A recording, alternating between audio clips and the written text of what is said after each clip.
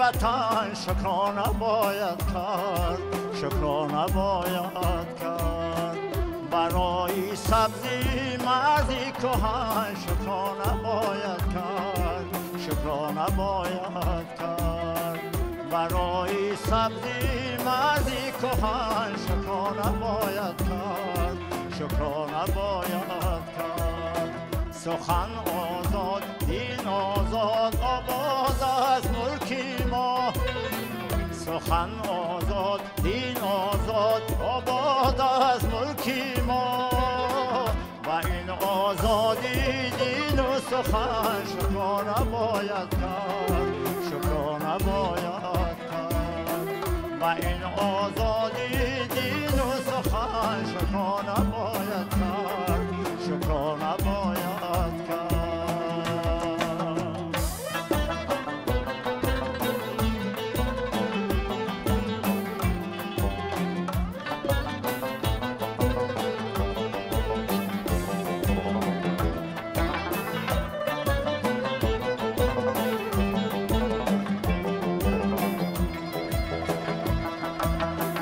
گذشتن باید از این منی و ناتفاقی ها،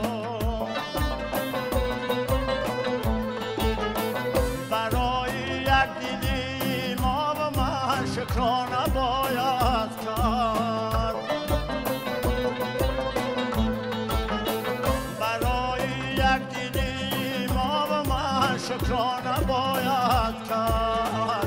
کتاب آمد، رباب آمد، همه خیر و سخا آمد برای پیشرفتی علم و فن شکرانه باید کرد و این آب و به این خاکی وطن شکرانه باید کرد، شکرانه باید کرد برای سبزی مرزی کهن شکرانه باید کرد، شکرانه باید کرد.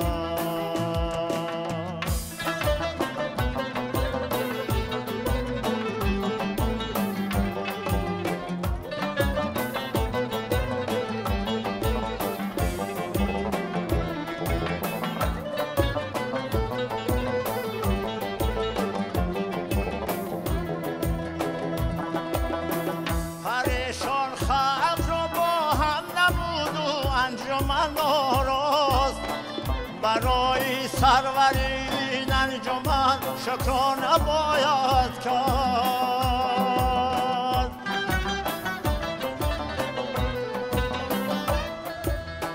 پریشان خلق رو با هم نبود و انجمن ناراست برای سروری این انجمن شکرانه باید کرد و این آب و به این خاکی وطن شکرانه باید کرد، شکرانه باید کرد برای سبزی مرزی کهن شکرانه باید کرد، شکرانه باید کرد برای سروری این انجمن شکرانه باید کرد، شکرانه باید کرد.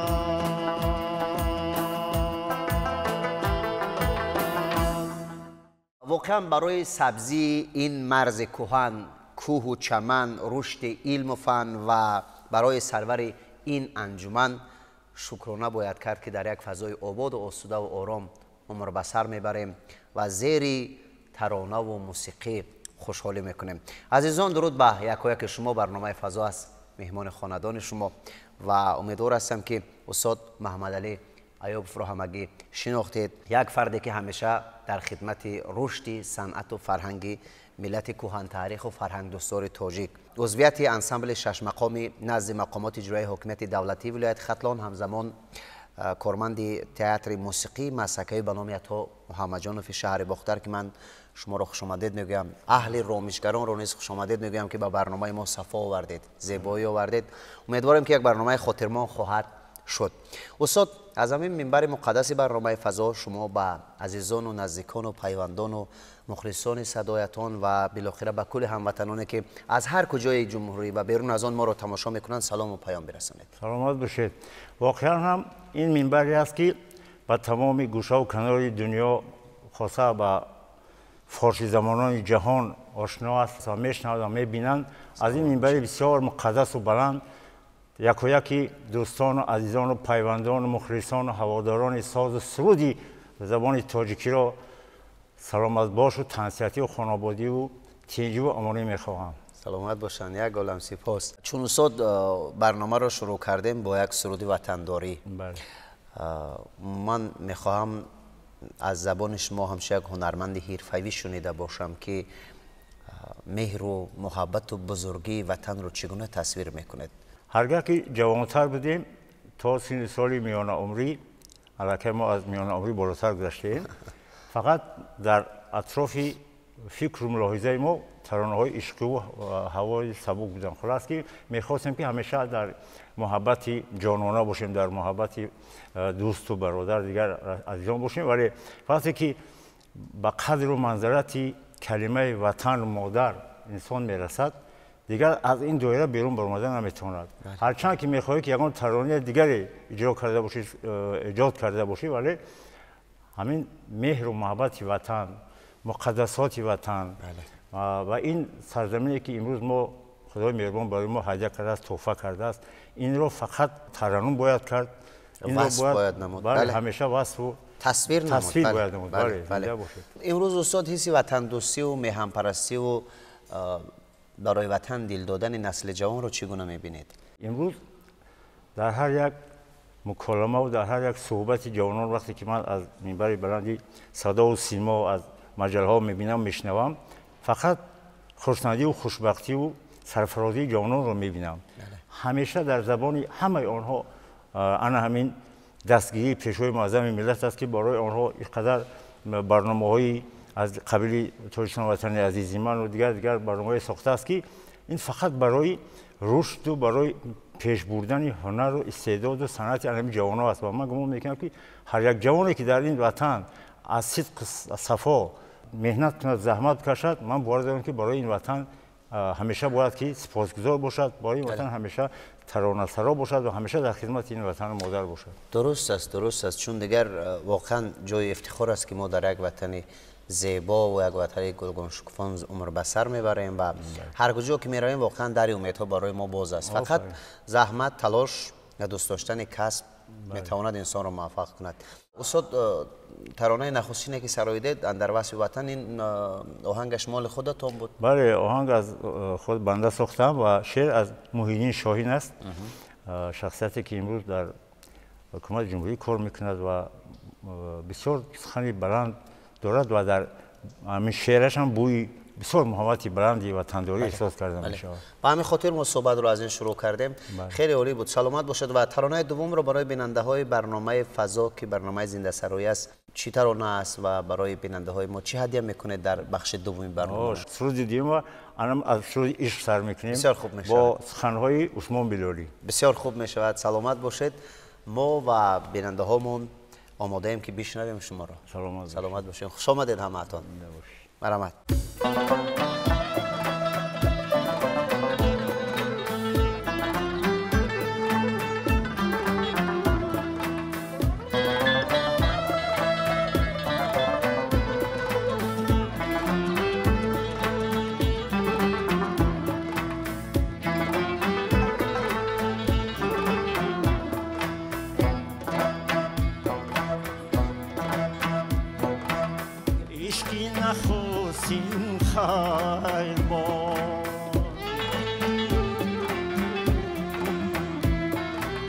دنیای رنگین خیل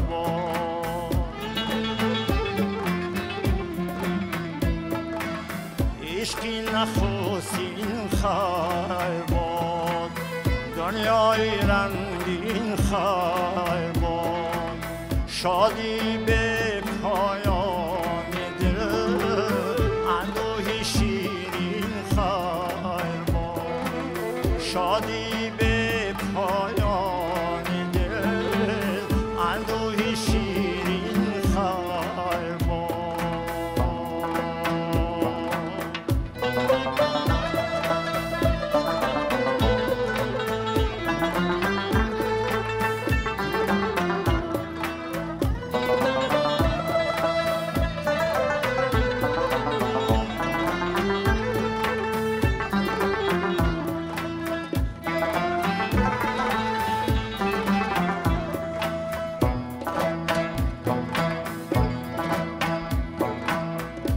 گشت ها یاد آورند از سوزی تو از ساز تو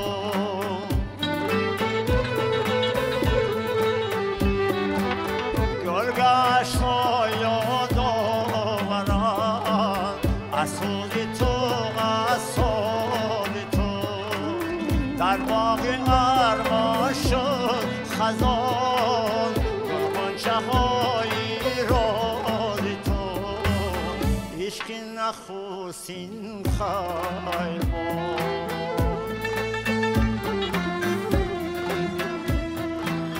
دنیای رنگین خیر باد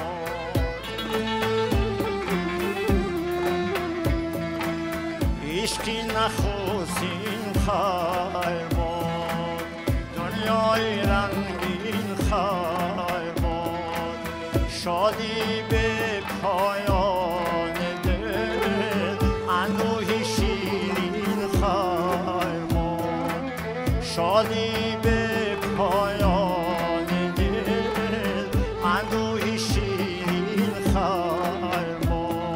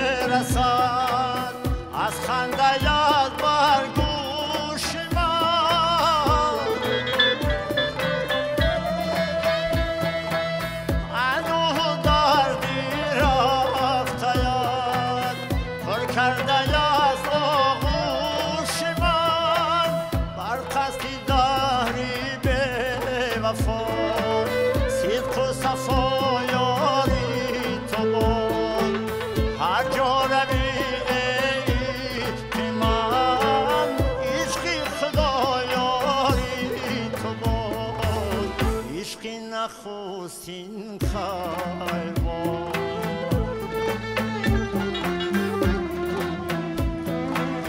دنیای رنگین خیر باد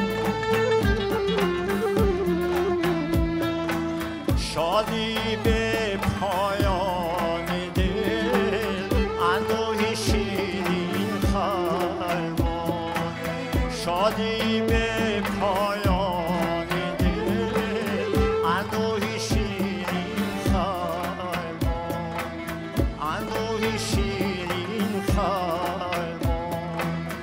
عشقی نخستین خیر باد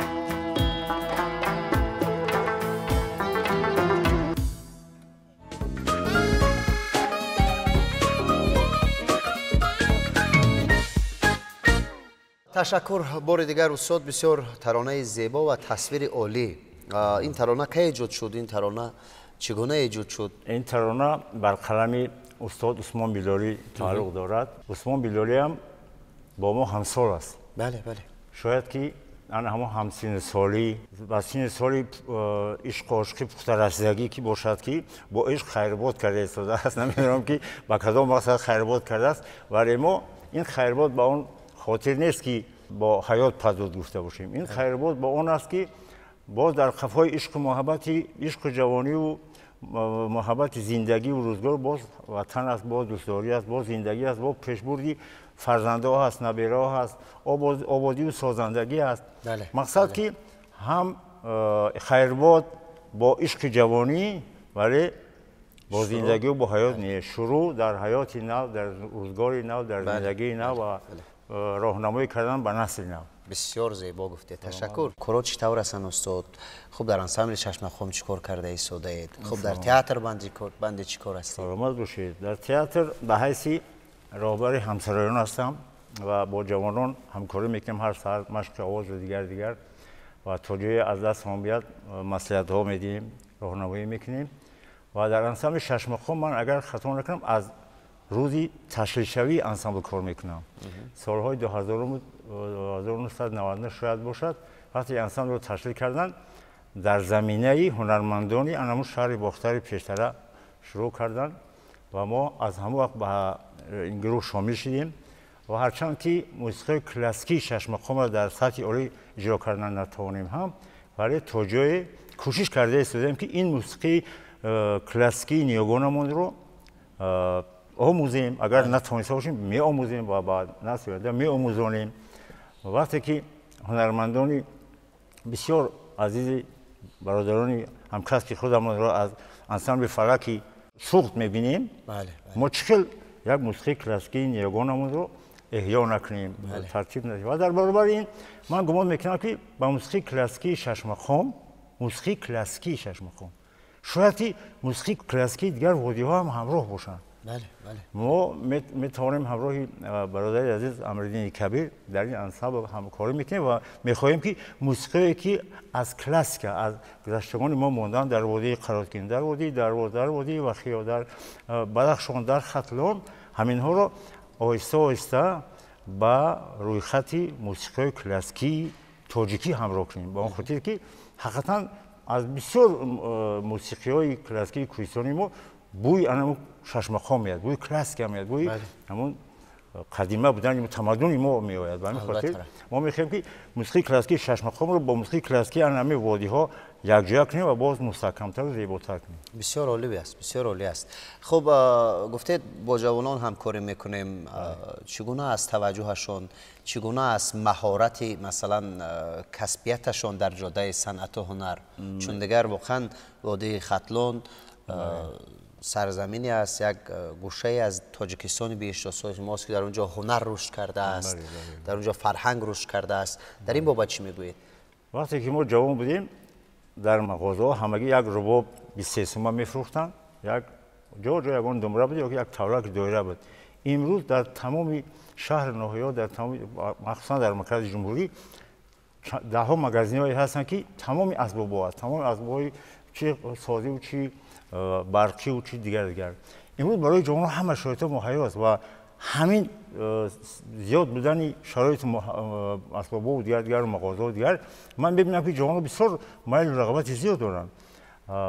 با مؤسسه‌های ما با تئاتر ولایتی با انسامبل چشم خم اومده همکاری میکنن، از ما تا جایی که میتوانیم مصلحت میپرسن و شوق و ذوق جوانان امروزه اگر باور کنید خیلی زیاد است. چی با موسیقی کلاسیکی چشم خم، چی با فلک، چی با تئاتر، چی با نقش آفرینی تئاتر. همین است. اهل رامشگران کمک میکنن؟ البته به این رامشگران کارمون خام است. اینا نه تنها کمک میکنن، اینا هم مینوازن و هم جا مصلحت میدهند. خواهی نخواهی هنرمند آوازخوان دنبال آوازخوانیش میشد و بعضی جا شاید که ما خطا کنیم خالی شاید میموند. اینا مصلحت میدن یا به ما کمک میکنن یا در ثبت موسیقی در همه کار به ما بسیار یک متکای بسیار مستحکم است. بسیار خوب. هنرمندی که موفق است و مردم دوستش میدارن، دیگر دوستدارانش فقط منتظر سرود و ترانه رنگین هستند از ایشان. زنده باشید. خب ترانه سوم چی نام دارد در برنامه که میسرایید؟ ترانه سوم یک ترانه پند اخلاقی است از اجازات یوسف جان احمدزاد با نام بعد از 1000 سال همین دل فدای دوست بر دیده توتیا بکنم خاک پای دوست. ای سلامت باشین. تشکر. انا دوستان خوب و نازنین ما، دوستداران برنامه‌های تلویزیونی سفینه، دوستداران و دوستان هنر استاد محمد علی ایوب، ترانه سوم رو در برنامه میشنویم و امیدوارم که هم از این پند بزرگان برای خود غذای معنوی میگیریم، هم از شنیدن صدای استاد راحت میبرداریم. خواهش میکنم. سلامت باشین.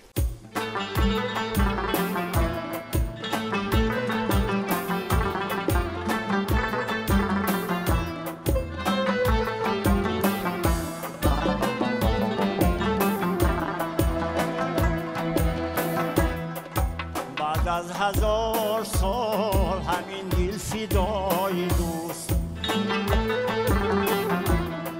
بعد از 1000 سال همین دل فدای دوست، بر دیده توتیا بکنم خاک پای دوست، بر دیده توتیا بکنم خاک پای دوست. 100 سال دوزخ است که باشم امیر غیب، 100 سال دوزخ است که باشم امیر غیب، یک روز جنت است که باشم گدای دوست، یک روز جنت است که باشم گدای دوست.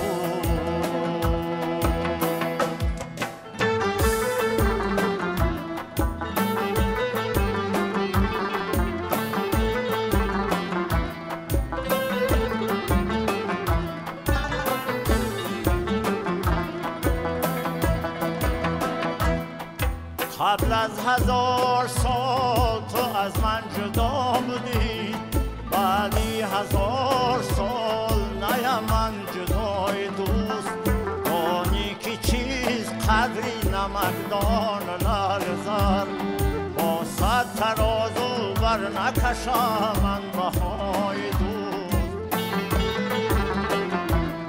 دانی که چیز قدری نمکدان لرزر، با 100 ترازو بر نکشم من بهای دوست.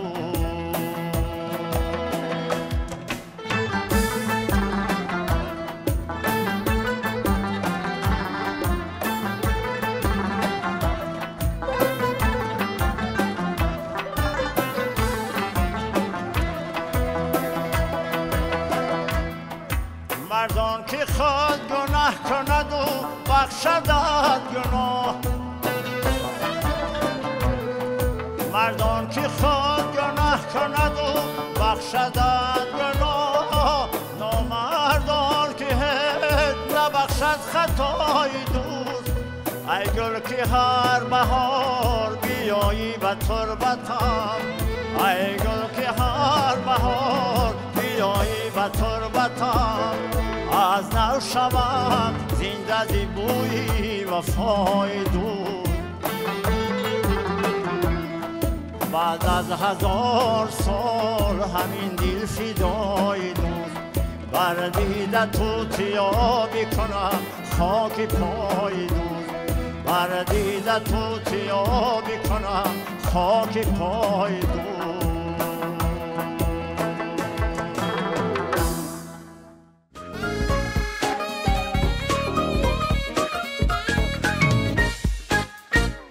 اگر خاک پای دوست رو چون توتیا البته ما بالای سر که کنیم کمی اندر کم است، چون واقعا دوست مثل برادر است در زندگی دیگر برای ما و دوستان خوب و عزتمند ما، همدیران نهایت عزیزی ما، نفرانی که تازه شبکه سفینه را همین حال تماشا دارید، ما برای شما برا رو موفقیت و مظفرت آرزو داریم در زندگی. مهمان ما بودن تا همین دم استاد محمد علی ایوب که از ترانه های زیبایشان با لحن زیبایشان شنیدیم و گمان میکنم که یک برنامه خاطرمان برای ما خواهد بود، برای شما نیز عزیزان. و چون اندک اندک به سوی انجام رفته ایستاده ایم، از استاد پرسان میشویم که چی تدبیرهای نوین و نجیب و سازگار دارند در راه صنعت و هنرشان. ما تا امروز هر کار که کردیم نکردیم، آینده برای ما در نزد ما مسئولیت زیادتر است و خیلی زیادتر است، اون خاطر که ما را امروز هیچ نباشد 1 2 3 4 5 10 نفر استاد مراجعت میکنند. از این خاطر برای آنکه ما این کلمه استاد یعنی که همون به قیمتش برسیم باید که انمو استادی خود رو باید در نزد جوانان نشان بدیم. یعنی که آن چیزی که از ما امروز طلب میکنن پیدا کردن موسیقی نو، پیدا کردن سخن نو، حتی بعضی جوانان هست که کتاب خواندن خوششون میاد یک استاد یک شعر برای ما پیدا کنید. برای این ما چندین کتاب رو خواندن مدرکا پیشنهاد کردن مدرکا و آن همون مسئولیت آن همون رسالت استادی ما باید که در نزد جوانان باید که اجرا کنیم. سلامت باشین، امیدوار هستیم. برنامه فضای تلویزیون سفینه به اندیشه شما میتواند برنامه باشد که به صحنه برآمدن نسل جوان را زنده سراییدن را برایشان آموزاند و در مثلا امیدها را برایشان باز کند. از همه قیمت برای انسان این جرأت کردن است. بله. جوان اگر هنرمند نباشد او به نزد میکروفون یا به نزد تلویزیون یا به نزد بیدار اون فناگرام هم باشد خواندن نمیتواند و یا فقط جرأت کرده همینجا آمدن در کار. بله. این منبر نیست که تو خطاگی کنی این تو را با مردم پیشکش کنند. تو را خطاگی اصلاح میکنن. اینجا استادان هستن، اینجا مسئولیتگرا هستن، تربیتگرا هستن. فقط جوانان باید که کمی جرأت کنند و آماده زنده خواندن رو البته باید به جا بیارن. این کسبه یک چیزی است که فناگرام یک روز میخونید، دروغ یک بار میخونید، دو بار میخونید، سه بار میخونید، دفعه چهارم یک هیچ نباشه یک آدمی عادی از شما پرسان میکنه که برادر فناگرام که جو زنده خواندن شد. ما باور دارم که جوانان اگر کوشش کنن این یگان مشکلی ندارد. همون چیزی که در اتاق کاری مشق میکنید همون چیزا در اینجا مشق کرده و خواندن در. بله. سلامت باشید. چی تمنا دارید برای مردم شریف تاجیکستان 22 سال؟ به همه مردم عزیزم تنصیحاتی و خانوادگی میخوام خدا کند که این مردم سربلند و بسیار با ننگ و ناموس باز مستحکمتر باز زیادتر باز برای آبادی و برای گلگشکوفی این سرزمین عزیز همیشه سهمگذار باشند، هم جوانان را تربیت کنند و هم در هر کسی در کدام وظیفه‌ای که نباشد مسئول بداند و رسالت خود را به جا بیارد و انشاءالله که آینده وطن ما زیباست و زیباتر می شود. بله. سلامت باشین. تشکر. ما نیز در راه ایجاد برای شما برای کل دسته هنری برار می‌خواهیم و با امید آنه که باز هم سر همین سفره برنامه فضا با هم بشینیم، سرودخوانی کنیم، از ایجاد بزرگان قصه گویی کنیم تا توانسته باشیم که یک کمی البته تماشاگر تلویزیونی سفینه را با برنامه‌های خوب و رنگین با ترانه‌های زیبا طبعشون را بالیده گردانیم. سلامت باشید. دوستان عزتمند، ما به انجام برنامه رسیدیم و با فرد شما خانه آباد، زندگی آسوده، تنی وارسته از غم‌ها و خنده بردوام را آرزو میکنیم. ترانه انجامی را میسرایند استاد محمد علی ایوبی و با شما تا دیدار نوبتی خیر میگوییم.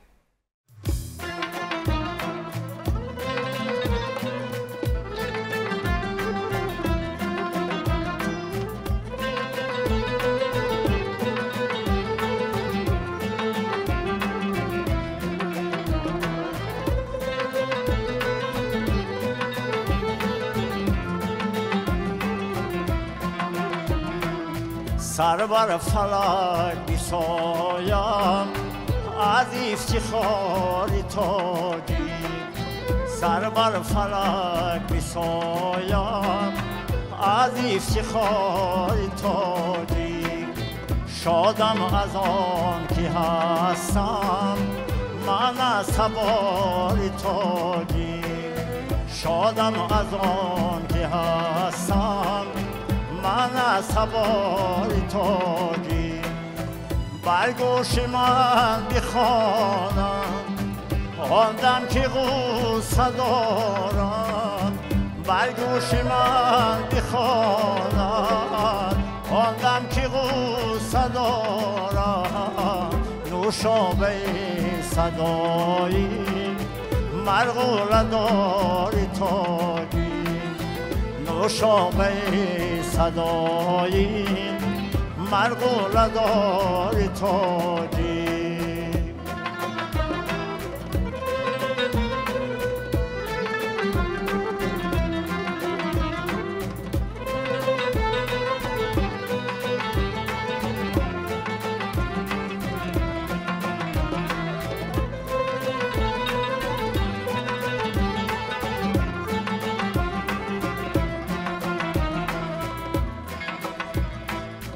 باشد نیایشی من هر لحظه از خدا من، آور بر روزگاری تاجی صلح و سعادت آور بر روزگاری تاجی بر گوش من بخوانم آن دم که غوصه دارم بر گوش من بخوانم آن دم که غوصه دارم نوشابه صدایی مرغوله داری تاجی نوشابه صدایی مرغوله داری تاجی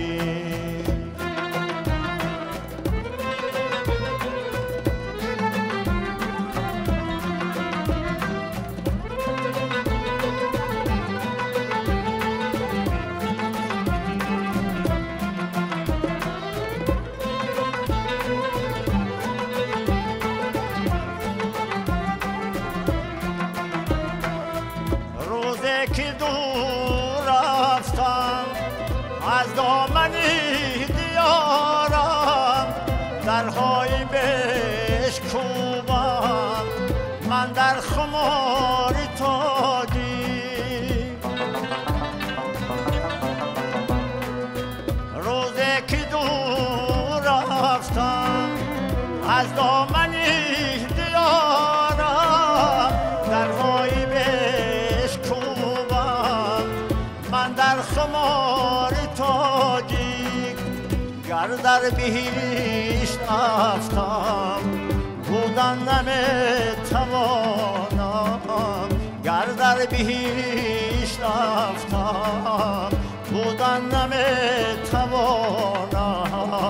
دامن کشان بیایم بر شور ازار تاجی دامن کشان بیایم بر شور ازار تاجی سر بر فلک بسایم از افتخار تاجی شادم از آن که هستم من از سوار تاجی شادم از آن که هستم من از سوار تاجی